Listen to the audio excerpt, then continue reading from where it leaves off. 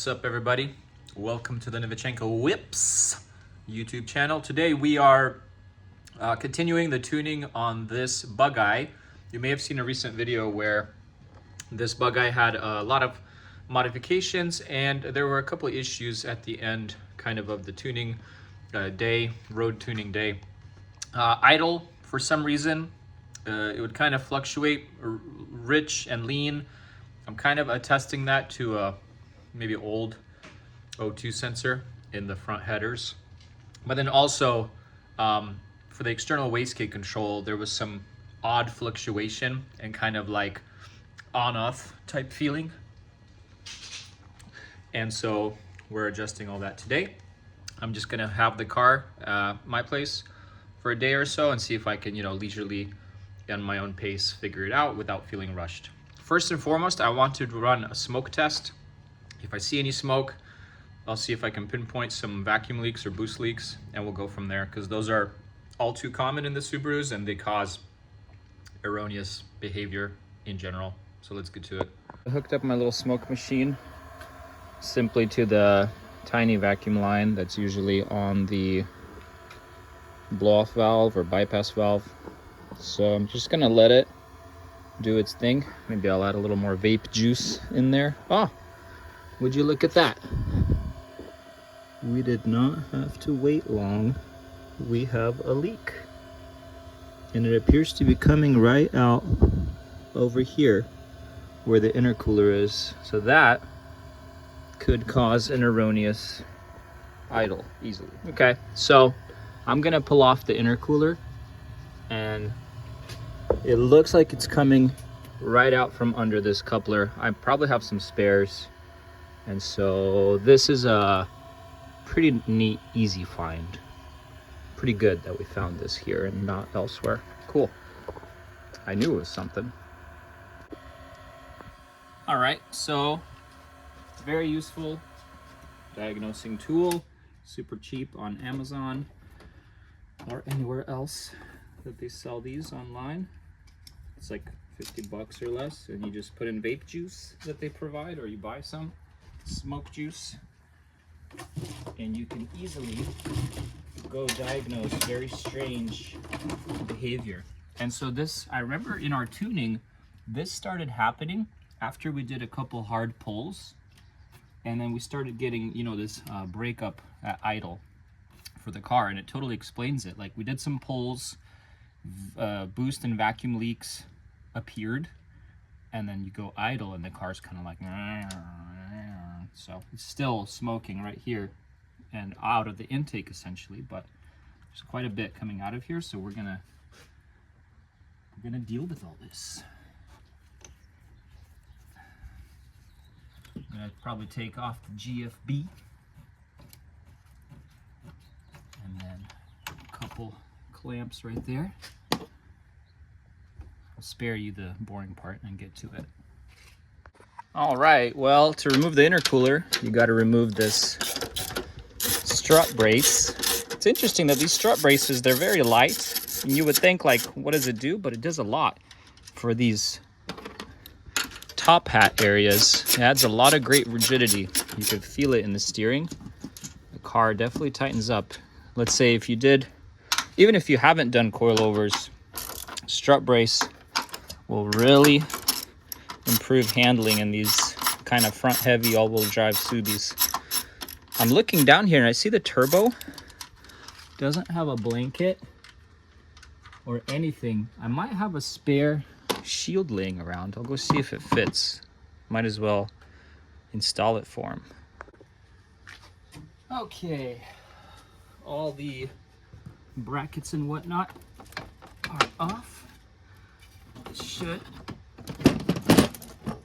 come off. Where are we still stuck? On this one. My bad. It smells like that nice vape juice right now. I think it improves performance to inject vape juice into the intake while wide open throttle. Kind of like a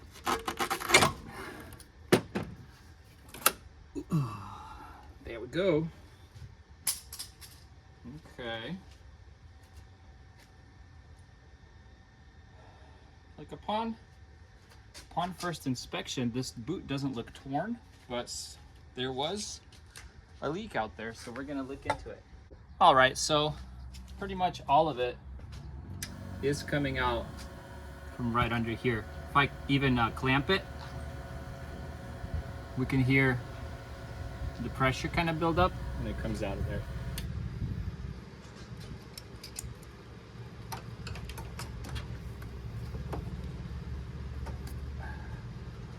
Hi. Thank you. That's fine. That's fine.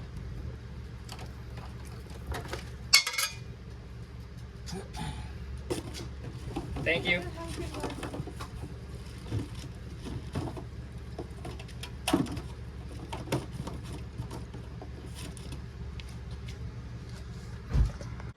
Whew. It's a hot day out, and I thought, no, I don't need to bring the car into the garage because I'll be done in like 10 minutes. Yeah, right. So, sweating bullets. Let's show you what I've been doing. Okay, long story short, there were several things. So I'm replacing the other coupler. Although it's an aftermarket and it looks like it should be high quality, I'm putting in a thick boy, like OEM style. This rubber is much thicker and stronger. Shouldn't leak. Tighten that down, and then I'm going to put in the intercooler and tighten the top. Okay, that's one thing. I rerouted this hose to the PCV right there because it used to come through there and it was completely kinked and no air was getting through. This hose was kinked and had no clamps or zip ties on it, so I cut it shorter. Now it's not kinked under there. This hose came off the inlet. This is where all your major idle issues and drivability issues come from. It's sucking in air through there and not the intake where the MAF is right here. And so the car runs very jerky erroneously. So I had to trim the old hose because it's a little bit bigger in diameter. I had to trim it and then really press it on there, you know, bust my knuckles a little bit and cut them on wild zip ties, and then crank it down to where like this is not going to go anywhere anymore. Maybe I'll tighten it a little more later. Okay, that is that. I found a heat shield from Cobb, so I'm going to try to put it on here because being top mount, the heat shield could easily help with preventing, you know, a whole bunch of heat soak off the hot side of the turbo, and thus we'll be able to tune a little more aggressively. I did suggest to the owner to find a snorkel, like an OEM style snorkel. It'll help feed cooler air instead of just kind of sucking in air off the hot engine. So a snorkel up in here would be very useful. What else did I do? Those are the big ones so far. I checked all the vacuum lines, put a couple zip ties on a very crucial vacuum lines, like the ones to the fuel pressure regulator. If that pops off, you're not getting fueling under boost, and you're probably running lean or rich, depending if you're in boost or vacuum. That is about it. I'm pretty confident that slapping all this back together and turning on the car, 95% of the issues are going to be gone. And then we're going to put back the 3-port boost controller and turn up the sauce, because that's what we're here for.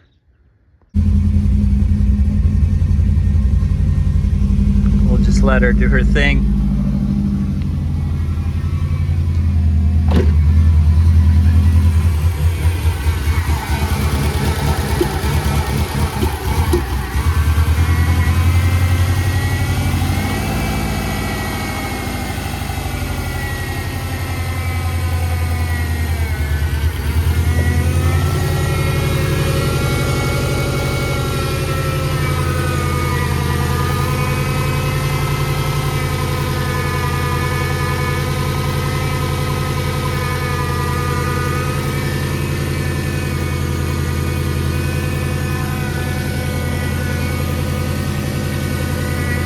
I don't know what the slight shimmy is from. I did use the 1050cc numbers available on the Cobb website. Hopefully when the air fuel mixture settles, there won't be this like slight shimmy. I've seen this in a couple of cars that use the 1050cc injectors, and it's mostly older 16-bit ECUs. I have, I think, some alternate numbers that are slightly different on the latencies. that it seemed like the car ran nicer on it. So I'm gonna give that a shot today as well. All right, my friends, we're flashing tune for the 3-port electronic boost controller because I put that back. I'm pretty confident fixing all those vacuum leaks should make the boost feel a lot more smooth now when you get on it. That is flashed. I'm gonna turn off the ignition, disconnect the greenies. We're gonna start it up, get some idle logs and then driving logs. I guess one thing I can recommend is just make sure to figure out as many vacuum leaks and boost leaks as you can if you're gonna go get tuned or figuring out tuning. It makes life easier for the tuner and yourself. You know, the tune can compensate for some stuff, but not everything.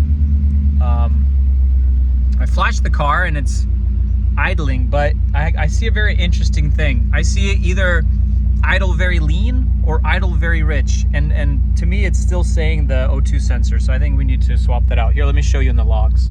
So for example, I'm helping it hover a little bit higher, like at around 900, and so you see it's cutting fuel. It's saying -25, so it thinks it's too rich. I'm gonna let go of the gas pedal and watch. Let's see what it does. So now I've kind of blipped the throttle and let it go, and now it's saying, hey, you see how it's hovering? Negative. Now it's like really rich again. Let's let it rev a little bit and I'll let the RPMs drop. So in my eyes, a little rich is better than lean. So we'll try to compensate for this in the tune. I think we had those air leaks, and so the ECU has learned and showed me, like in the logs, that it was adding a lot more fuel, but now we're gonna need to pull out some fuel. No big deal. I think we're gonna figure this out. We're getting close. I'm pretty excited. There is a check engine. Let's read what it is, but it's probably gonna say we're running too rich. And that's a known. TGV position, that's fine. Rear O2 sensor is not in the car. I don't believe it is. So anyway, a lot of adjustment going on. We're gonna go for a really easy drive. In general, rule of thumb, a little bit rich is okay. A little bit lean to a lot of lean is usually not really okay. Let's see if she dies on us. She's actually idling a lot more smoothly now, which I'm very happy about. Before it was just hovering. So I'm just gonna putt it around the neighborhood.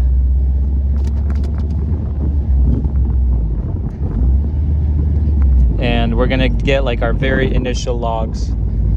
Because again, for now, there's a lot going on, but it's better than it was before. I'm just excited to get this thing to rip. It's always fun to give a customer back their car where it's just like so much faster than before.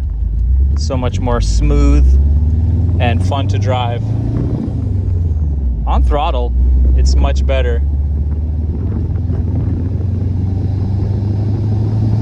Oh yeah, this is way smoother than it was before. I can already tell the car used to buck part throttle.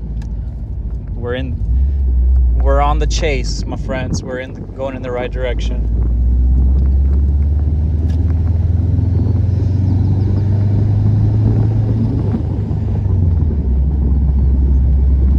So far, so good. It's definitely running a lot smoother now after all vacuum leaks figured out. The Cobb heat shield looks pretty cool. I just noticed there's a turbo blanket in the back. If I would have seen it earlier, I would have double heat shielded it. I would have done the turbo blanket and the Cobb on top. Again, this little top mount intercooler with that small scoop can use all the help it can get with cooling, especially with the summer weather coming up. All right, we're gonna go for an actual slightly longer drive and see if we can get into a little bit of boost and see how she behaves. We need at least like 5-10 minutes of logs.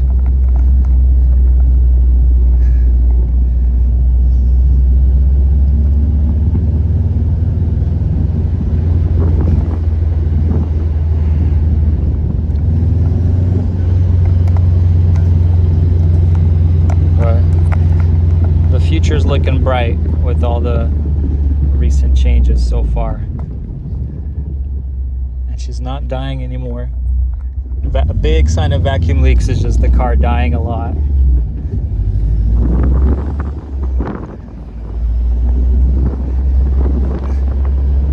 We might even end up loosening the GFB top screw so that we don't get as much turbo flutter on off throttle, or like compressor surge is the better word for that. And so you can actually get your blow off to let off the air. Kind of supposed to help your turbo live longer. She's still running a little rich on idle. So with extra logging, we should be able to dial that in. But I'm gonna take it like quite easy with the driving and climbing through the RPMs for now. Let me close my window so you can hear me talk. Right now, with any throttle application and driving, the air-fuel ratio is near spot on. It's just a little funky at idle, as I mentioned. And then previously, I think some of the air leaks were causing boost fluctuations. And so hopefully, now with all that resolved, the boost fluctuation should go away because we shouldn't be leaking any boost. No knock events or anything. So we're gonna see what we can do with this thing. Let's get a little fifth gear cruising. I get logs kind of all over the RPM band and in different loads. You want to be like, you know, a little bit of uphill, a little bit of downhill, on-off throttle, decel, acceleration, and you want to do a lot of that both in closed loop. What that means is just very light throttle applications or slow throttle application where the car doesn't have enough time to jump out of closed loop into open loop, because in open loop it just starts using fuel tables from the map only and not the O2 sensor and the MAF sensor up front. When I drive at like this very nice light throttle, I can see that it's adding a good bit of fuel to the map, and so I need to cruise at around this 2K or right above 2K with like very light throttle input, and I think I'll be able to zero in that idle issue, which pretty much means the car idles at very low load and we need to be putting more fuel in at that time. Check out this Cobra, Shelby Cobra replica. Maybe it's a real deal, you never know. That thing is awesome. But so far she's happy. I don't know if I should get into any boost. Maybe I'll get into some throttle. Let's see. Yeah, it's still too early to do any of that. We definitely need to dial in the timing and the wastegate so that we don't cause any knock.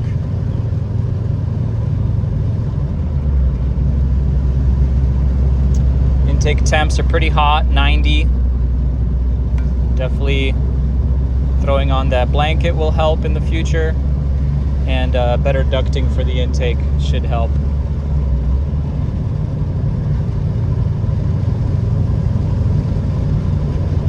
Let's let it idle for a bit while just rolling, see how she does.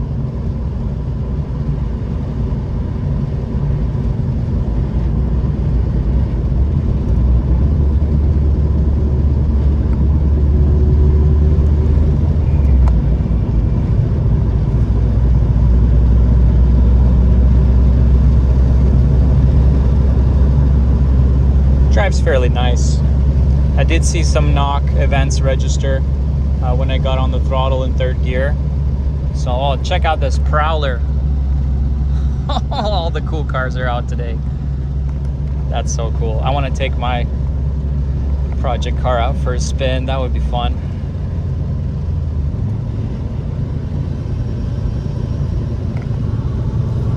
My little chest rig is falling apart. Got some bikers.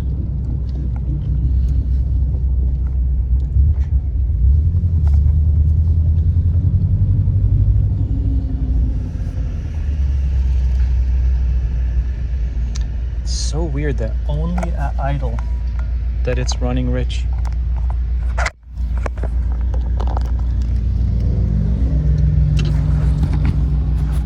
Okay, let me see what I can show you guys here, what I'm trying to figure out with the idle MAF scaling.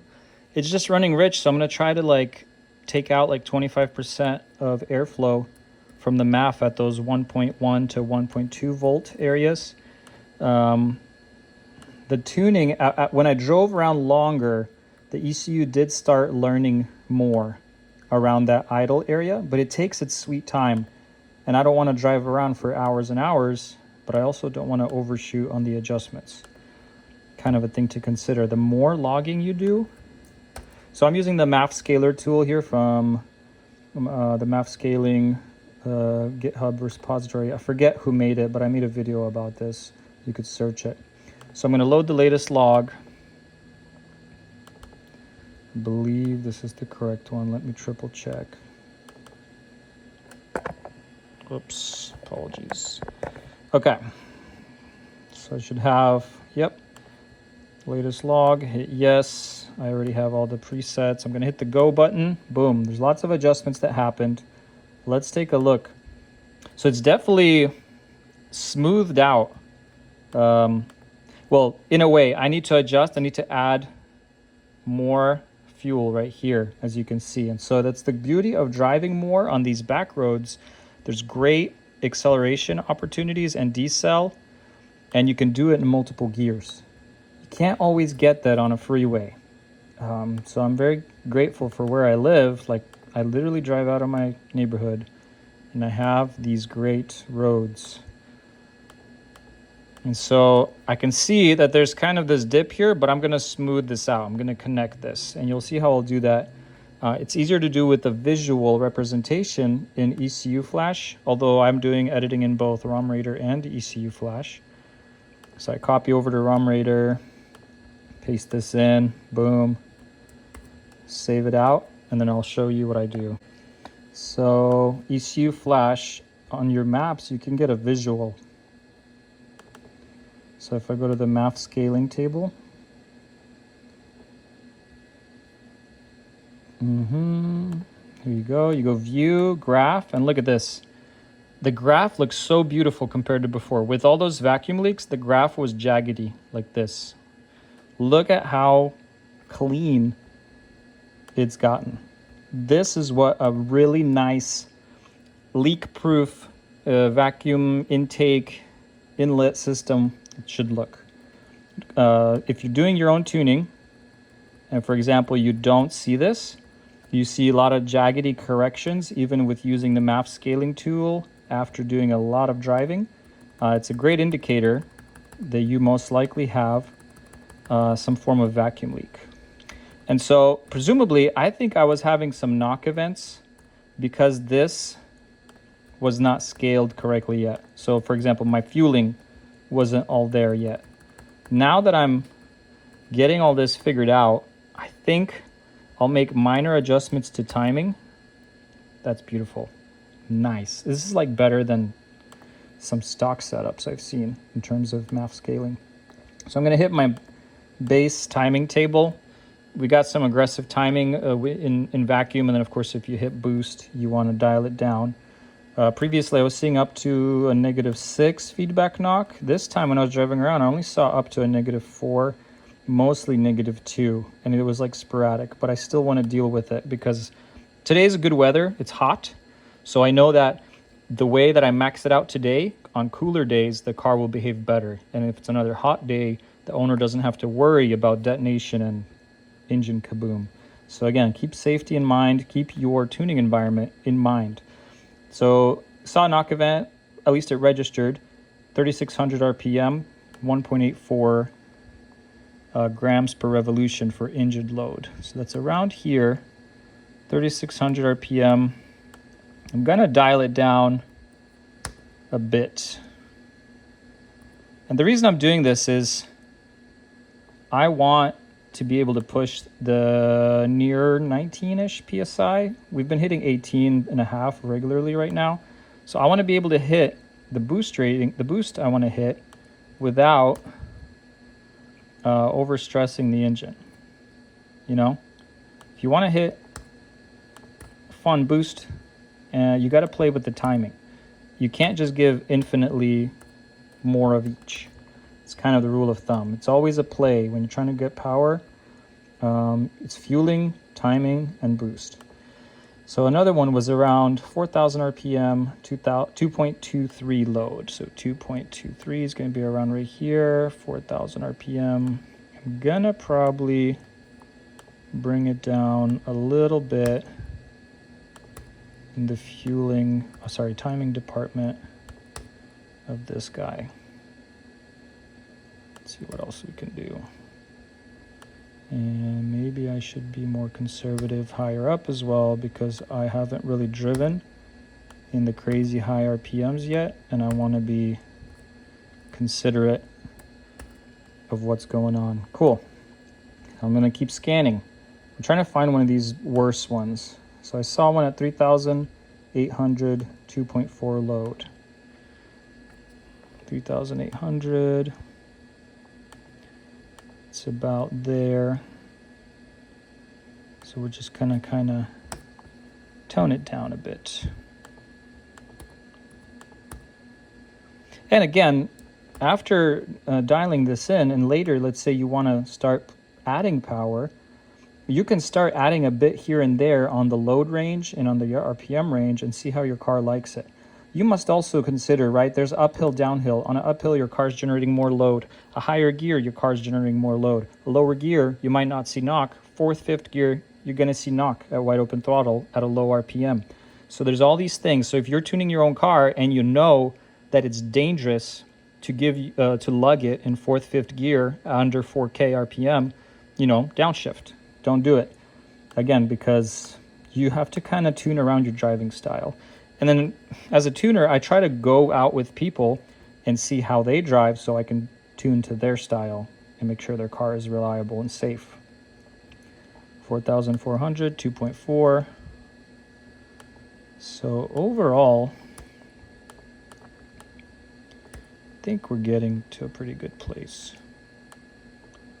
Just gonna adjust a bit more just to make sure the car will be happy with us.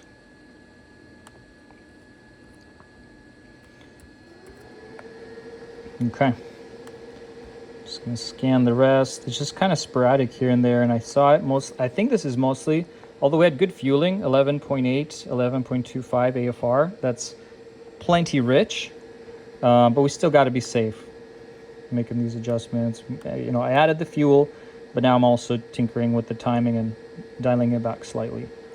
So it's all around that 2.6 range, where you're hitting about 15, 16 PSI at around 4,500. That's probably like your peak torque area, 4,000 to 4,500. You got to be very considerate of what kind of boost you're pushing, how quickly you're coming on boost, and how much time you're giving in those areas. So I can see engine timing was around 15 degrees.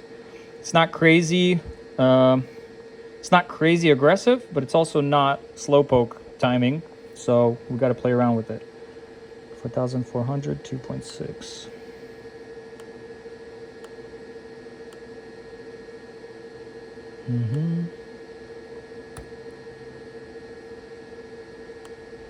Let's see what we can do here.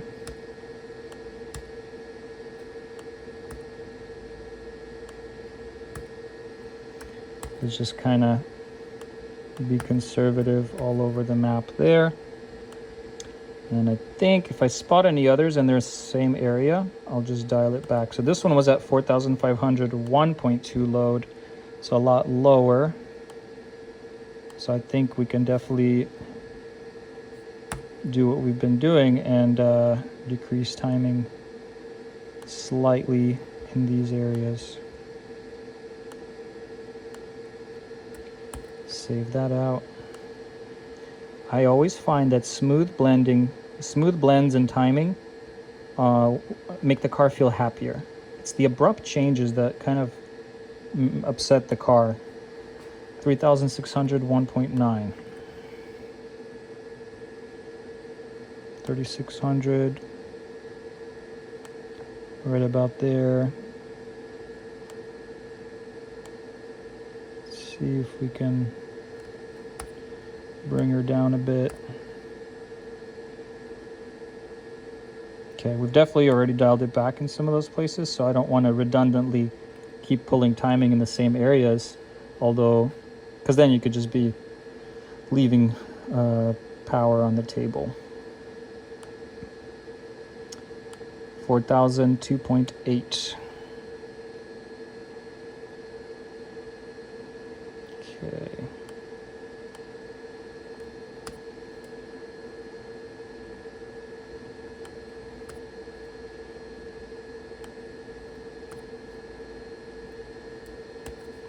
All right, I think I've made enough changes. The rest of the logs are going to be very similar. A lot of that log helped me with the MAF scaling. Let's save out this timing table. So I'm going to take a look at the MAF scaling one more time. The biggest areas of concern were between the 1.10 volt and 1.20 volt area. Right here is where I saw the ECU pulling a lot of fueling. So I'm just going to give it a couple extra taps in kind of like the lower fueling direction. And then of course, once we go drive again, if I've taken out too much, it will definitely let me know. Save, let's go flash on the car. Okay, there goes our flash. Hopefully we're gonna see good boost, good timing and good fueling, and we'll be all set for today. Even on initial first start, she's sounding a lot better than previously. But let's see. So when you see it in this like 7 top right, that's warm-up mode. It's going to flip to an 8, and that's going to be closed loop mode. So we'll see what's up with it in closed loop. Still air fuel ratio hovering around, interestingly. So you see, I'll give it a little blip. At first it was saying we're lean, and now I blipped it and it's saying we're rich. Interesting, but oh well. If it's just idle, you know, it's not the end of the world, but it's an interesting gimmick. So I wonder if some idle valve or something is affecting this very, very low airflow range, but we'll figure it out. Okay, plenty of last adjustments made.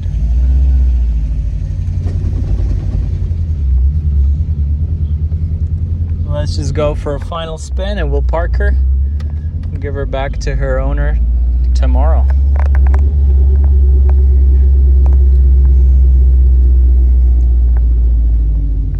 Just for one last rip.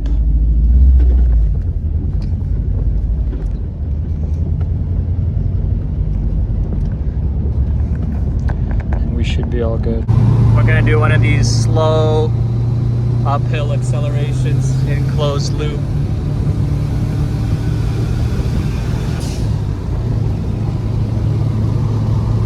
It's nice and easy.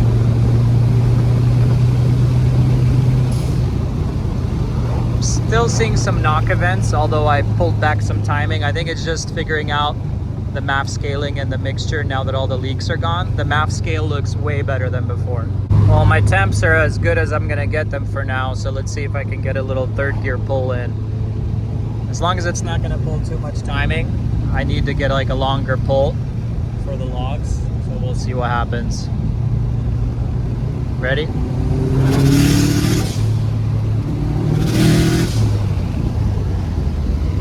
It comes on boost pretty quick compared to before with the factory EBCS.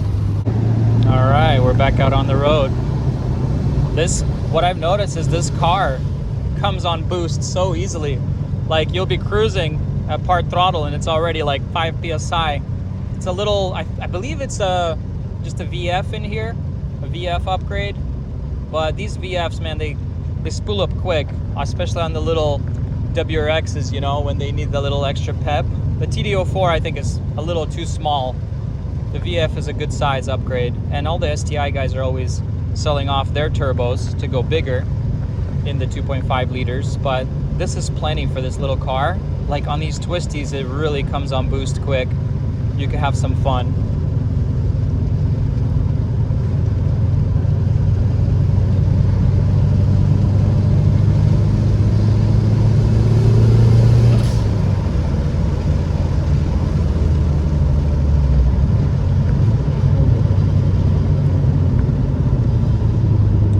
you guys when I'm gonna do some pulls. This is kind of some boring stuff, just letting it settle in with the tune. I'm also doing a bunch of 5th gear driving just to make sure we can get the fuel economy dialed in. You want that good 14.7 AFR at around 2K. You know, what's that, 50 miles an hour, probably 2.5K when you're going 60. You just want that perfect mixture for fuel economy and drivability. You want it to be smooth, you know, on the freeway. All right, we got to take our fun left turn. And now we can maybe open it up a little bit on the back roads.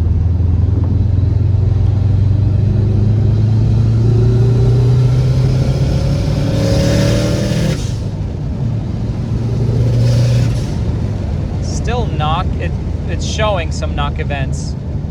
And I just think it's the long gearing. So like I shift into 4th and it's under 4K RPM. I'm kind of doing what I tell people isn't the best driving method, but I know, you know, people want to shift whenever they want to shift, and so I'm trying to put it in those uncomfortable load scenarios to make sure that I tune those issues out, so that when people drive the car, it won't have those issues. Yes, the car might feel a little bit underpowered off boost or on low boost and under 4K, but at least you're not going to have detonation in the engine, which is the enemy. But she does scoop very effortlessly. I also know knock sensors, they're kind of picky at times, and they will say they hear knock and it's just a rattle of something metal under the hood. It's not the greatest when you're trying to necessarily tune. Let's try this pull.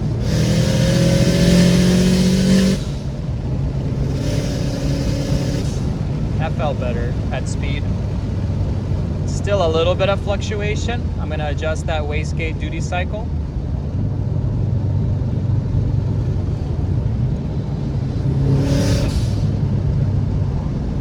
Kind of giving it that shakedown, you know? Lovely day for tuning. It's not fun to tune on days when it's rainy, slick outside, and you're kind of afraid to take these turns at these speeds. These back roads are so much fun.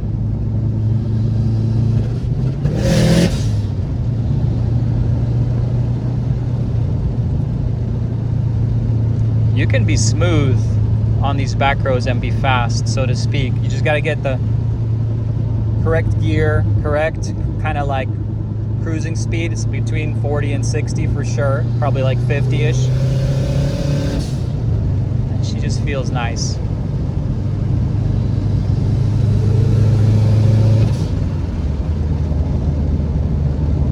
We'll go to our favorite straight. I might do a quick 1, 2, 3. I noticed this car really picks up in first gear. Just first gear rips. And you just got to be very careful about your shifts with this 5-speed, as we all know. The 5 speeds in the WRXs, they need all the love they can get. Yeah, intake temps kind of hovering right below 90. It's a little warm. In the tune, I compensate whenever I see temps over 110. I pull back timing and boost. It's just, again, all safety precautions, but heat is the enemy of your engine. Your engine produces heat, but it's kind of an enemy. Like, you want to disperse, mitigate heat, get it out of there. That's why you do cooling and etc. Let's see if we can do another 3rd gear, right? The wastegate opens up. I'm gonna do a one with the windows open. Maybe we'll try that 1, 2, 3.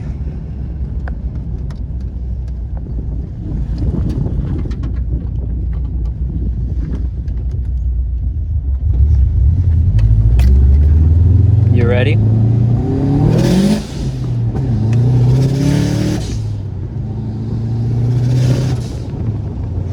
She makes all the sounds. Yeah, I definitely need to tone down the wastegate duty cycle under 4K RPM. It's just, the boost kicks in pretty good. Now with all the vacuum leaks fixed, she's coming on quick. You actually got to rein her back a little bit.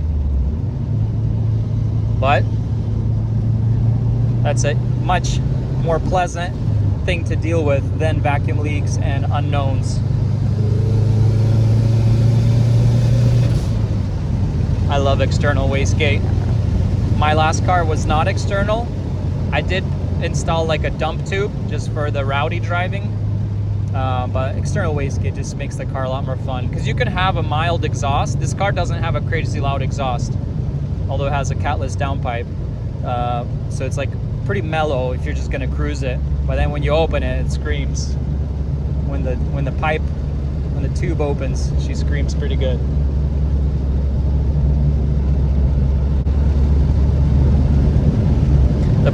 Thankfully, the brakes in this car are pretty good. I've tuned my fair share of Subarus with warped brakes, and these turns are not as exciting to take with the steering wheel doing that. I love that crisp GFB, go fast bits blow off. It sounds good, and I can tell that it shuts quickly. There's a nice stiff spring in there. Some of them kind of like, and then you're like, your idle is funky because the valve inside hasn't closed yet. This one's nice and crisp. So try a third gear pull here again. I'm just letting it cool, so I'm not like on it here for the last several turns because I want it to breathe some air.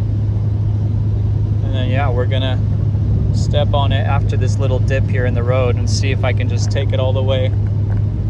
Might load it up a little bit to 4K.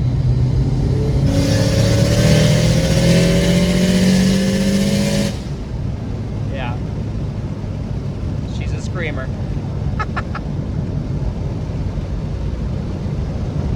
The knock was way better, way more under control. We only saw -2 on the feedback knock. I'll tell you a secret, not a secret, but most tuners oftentimes ignore anything up to -2. If you start seeing -3, -4, they'll pull back the timing.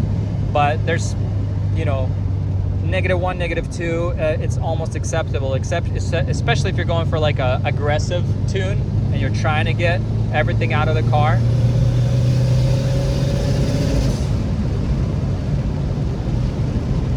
But yeah, she's doing it now. Now that all the air is metered correctly, she feels so much more smooth on and off throttle.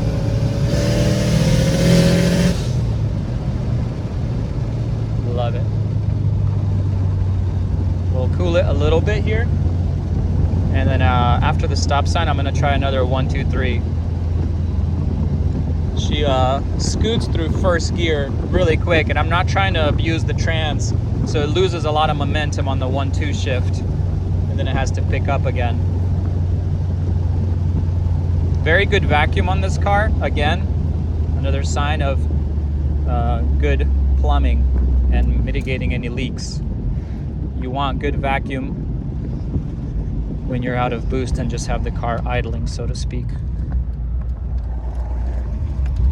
All right, here goes a first gear. Ready?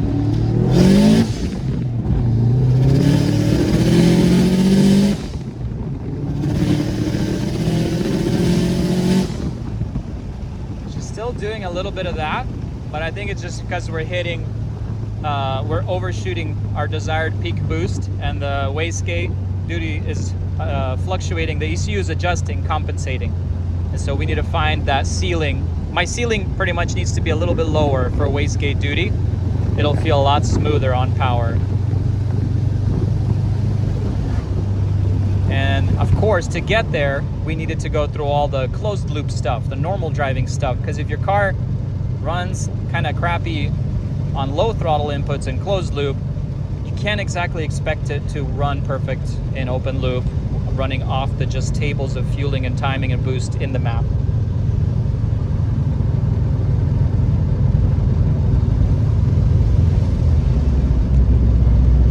now what I'm gonna do is I'm gonna kind of idle it while cruising, and I'm gonna let the logging pick up more of this rich condition under idle, and so we'll see if we can correct that more. Well, we've made a bunch of adjustments, so we're taking a different route. Let's see if all our changes will take pretty much. Everything feels great now, drivability wise. On off throttle, accelerate slowly, decelerate. I'm just now focusing on wide open throttle, full boost, and still gonna dial in a couple last things with that idle. But other than that, she's nearly all set for the summer season to rip around and enjoy.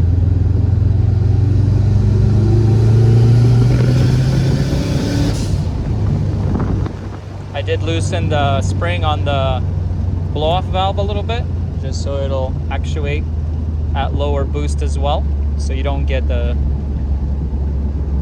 compressor surge on the turbo.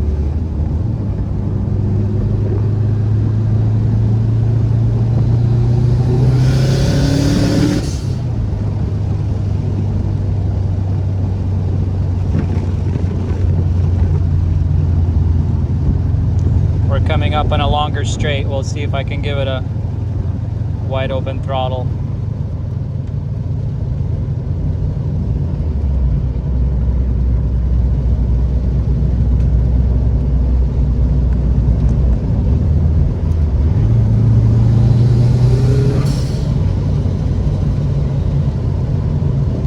She definitely picks up really good at part throttle even.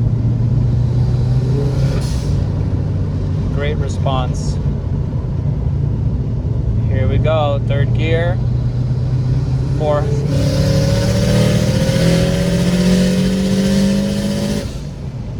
Zero knock that time. It's still fluctuating a little bit, but less than before. So I'm gonna adjust it by looking at the logs again. It's all about finding, the maximum point in your duty cycles, but not overshooting and undershooting, so the ECU doesn't have to compensate a lot, and starting this little sine wave movement.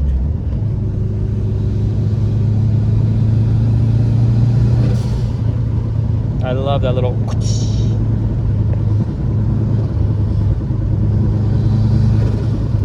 It's got everything. It's got a little compressor surge when you're in low boost, like 5 psi you let off. It's a little like on the intake side, but then when you're a little over 5 psi, it gives you the nice whoosh. And then you get external wastegate noise. I guess if you wanted to be even noisier, you would just get a more free-flowing exhaust, and that would definitely liven things up. First gear.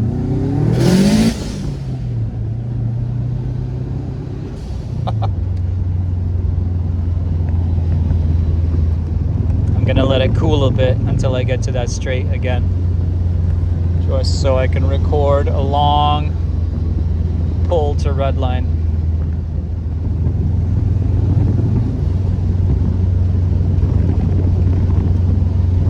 I'm also gonna start it maybe a little lower at like 3,000. See how it does with the fluctuations.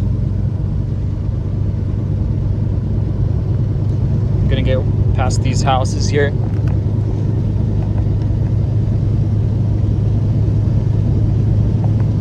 Temps are as good as they're gonna get.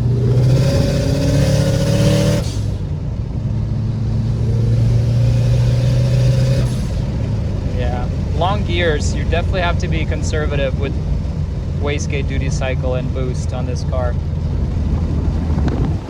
I like the long gears because you could take on STIs with, like, let's say even a little bit more power, but because they have to shift more, they lose a little bit of momentum, unless they're like a really good shifter. Third gear is where it's at on the WRXs. On STIs it's like third and fourth where the fun is at.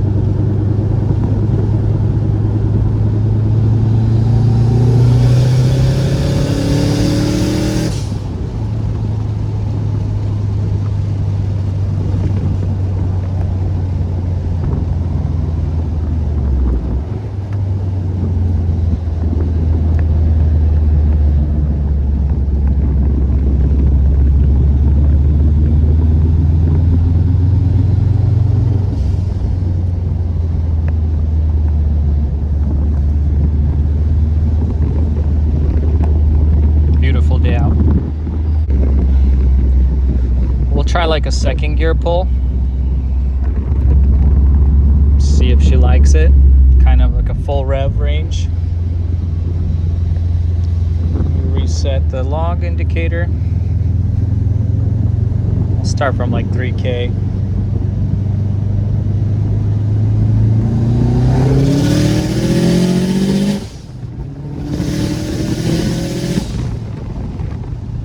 Still a lot of fluctuation. I'm gonna dial it back on the duty cycle again. Must be just a nice stiff spring in the wastegate there, where I don't need that much duty cycle to open it up and close it. Starting at like 4K, let's see.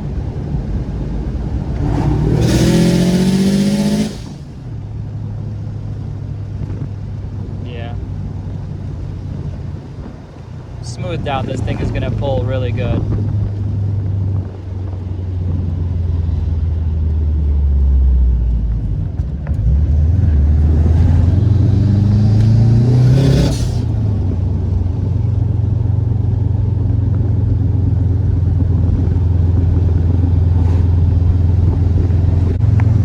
Would seem our tune is now more or less all dialed in.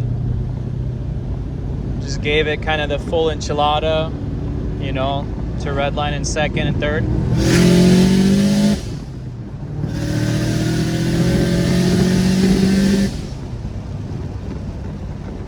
She seems to handle it okay.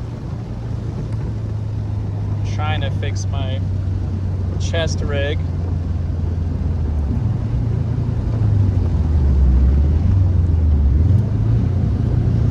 Here's another second gear.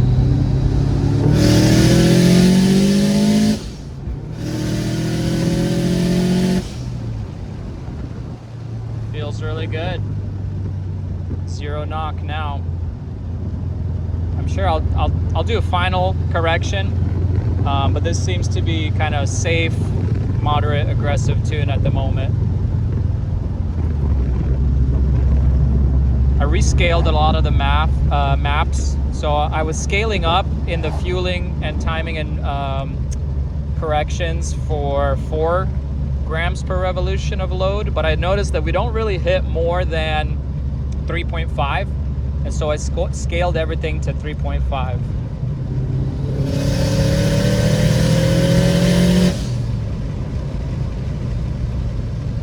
And so now everything is pretty much, when you rescale, you have more control in a bigger couple more columns of the map for where the boost control happens and the timing control happens. For example, if we never hit 4 grams of load, why have a whole column dedicated to that? Might as well scale it back to 3.5 and then use the other columns in between for transitions in boost and timing and such. I'm gonna try one more in third, so it's like a full pull.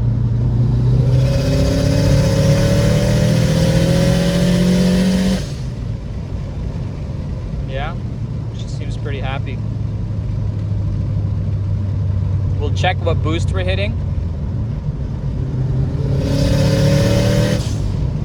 But it's no longer fluctuating up and down, and that's what I want for sure.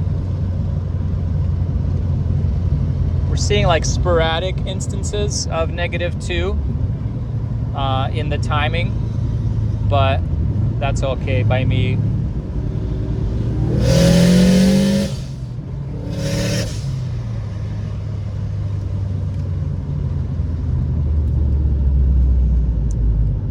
I think we're about done.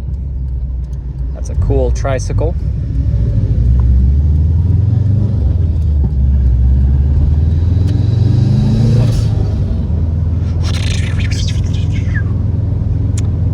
Dialed in, at least for compared to how it drove before. It's night and day. I'm excited for the owner to try it out. It's just wild to me that it runs this rich at idle, although I've been really bringing down the MAF scaling there.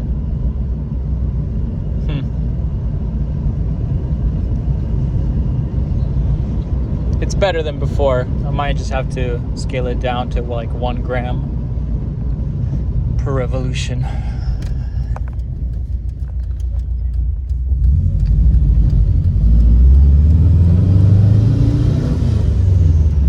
I guess all I'm doing now is just making sure that the timing is spot on.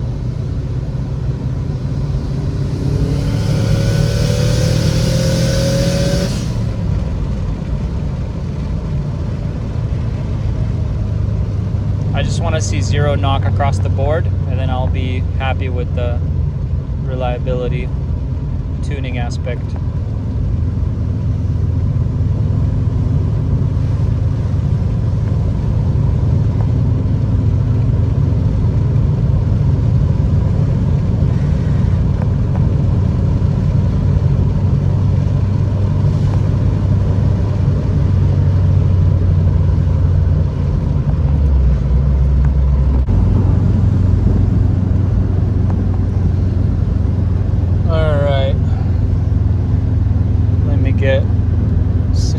For like a second gear.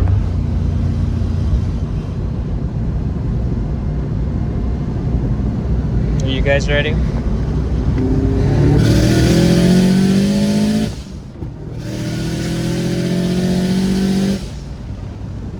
Yeah, smooth as butter. That's what we want. Perfect.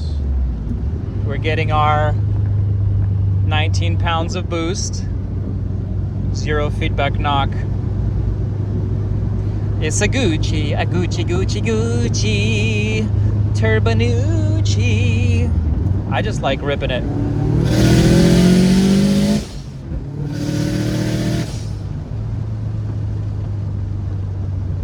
It could do better with better cooling on the intake temps. So the reason I'm a little bit conservative on timing, although we were more generous with the timing earlier, is just it's hotter outside, so the intake temps are 90 degrees. If we were lower, like in the 70s for intake temps, this car would be doing a bit better. But again, I want it to be safe because we're in summer now here, and so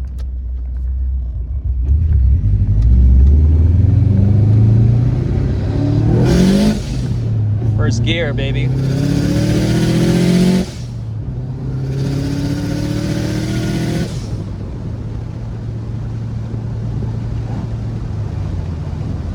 Pretty good. I think we're about dialed in.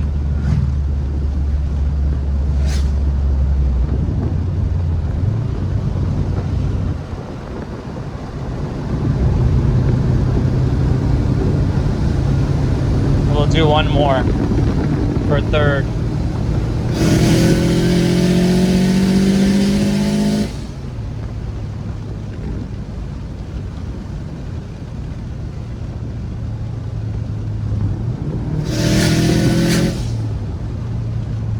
She scoots.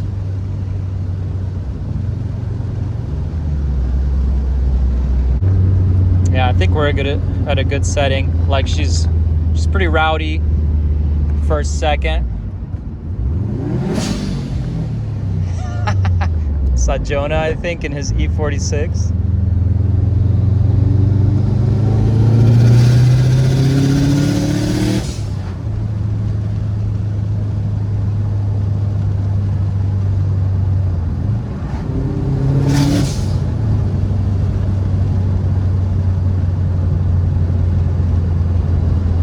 Yeah. She's a rippin'. Thanks for tuning in, guys. Hope you had fun with me. I kind of like this style of tuning where it's me driving and me making adjustments to the tune, because I do it at my own pace. When people come over, you know, you're trying to be on a time crunch, trying to get it knocked out for them. But I feel like when I have the freedom of my artistic abilities, I guess, I feel like the cars turn out way better, because I'm just, you know, I'm treating it like my own car. I'm driving, trying to get a feel for it. So again, if you're interested in getting a tune and you're in the Pacific Northwest, hit me up. I have my email, my phone number listed in the description of the video. Thank you.